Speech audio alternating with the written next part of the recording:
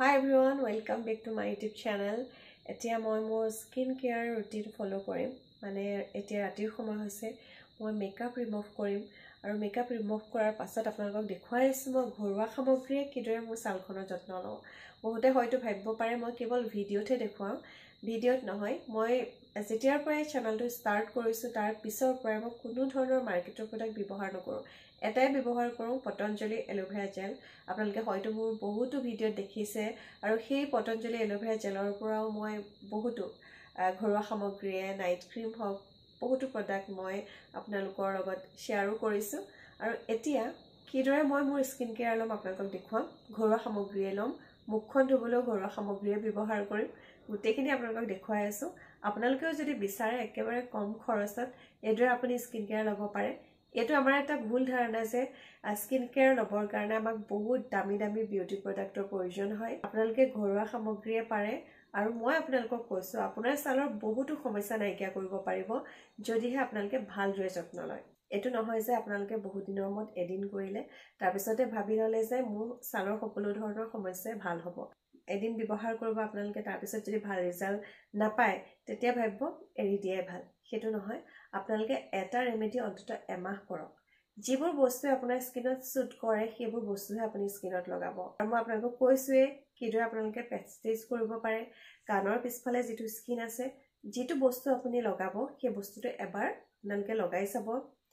কানৰ পিছফালৰ যিটো আমাৰ স্কিন থাকে লগোৱাৰ লগে লগে যদি বুলে খজুৱতি হৈছে এলাৰ্জি টাইপৰ যদি কিবা সিম্পটম পাইছে তেতিয়া আপোনালোকে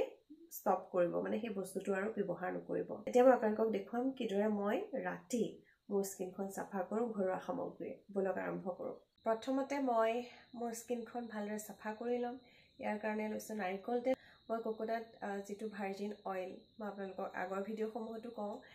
কোকোনাট ভাৰ্জিন অইল লোৱা নাই মই যিটো সকলোৰে ঘৰত কোকোনাট অইল পোৱা যায় হেতুৱে লৈছো আৰু কপাহ লৈছো প্ৰথমতে ভালদৰে মই স্কিনখন সাফা কৰি লম এতিয়া ভালদৰে মই মোৰ ছালখন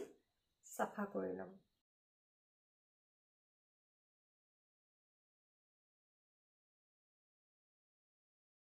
প্ৰথমতে মই নাৰিকল তেল ব্যৱহাৰ কৰি পেলে মোৰ কাজল লিপষ্টিক গুটেখিনি ৰিমুভ কৰি ললো আৰু এতিয়া মই মুখখন ক্লিন কৰিবৰ কাৰণে মই কি ঘৰুৱা বস্তু লৈছো আপোনালোকক দেখুৱাব বিচাৰিছো ইয়াৰ কাৰণে মই লৈছো বিলাহী আৰু লৈছো আটা দেখিছেনে বাৰু এতিয়া বিলাহীৰ ওপৰত অকনমান আটা গুৰি ছটিয়াই লম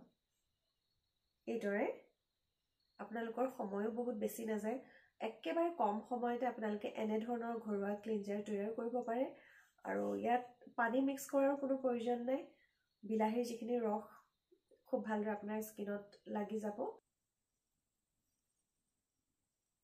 বিলাহীত আছে যথেষ্ট মাত্ৰাত ভিটামিন সি আপোনাৰ স্কিনৰ দাগ নাইকিয়া কৰাটো বিলাহীয়ে সহায় কৰে ইয়াৰ উপৰিও যদি আপোনাৰ স্কিনখন অইলি হয় তেতিয়া আপোনালোকে বিলাহী ব্যৱহাৰ কৰিব পাৰে আৰু লগতে আটাই আপোনাৰ স্কিনখন ব্ৰাইট কৰাত সহায় কৰিব আপোনাৰ প'ৰ্ছত যিমানবোৰ লেতেৰা ধূলি মাকতি আছে খুব ভালদৰে সাফা কৰিব আপোনাৰ টকাও বেছি খৰচ নহয় এবাৰ আপোনালোকে এনে ধৰণৰ ঘৰুৱা সামগ্ৰী ব্যৱহাৰ কৰি আপোনাৰ ছালখনৰ যত্ন লৈ চাবচোন যথেষ্ট আপোনালোকে সুফল পাব মই এইদৰে মোৰ স্কিনখন ক্লিন কৰাৰ পাছতে ইয়াৰ পিছত মই ঠাণ্ডা পানীৰে মুখখন ধুম আৰু ধোৱাৰ পাছতে ময়শ্চাৰাইজাৰ ক্ৰীম আপুনি স্কিনত লগাবলৈ নাপাহৰিব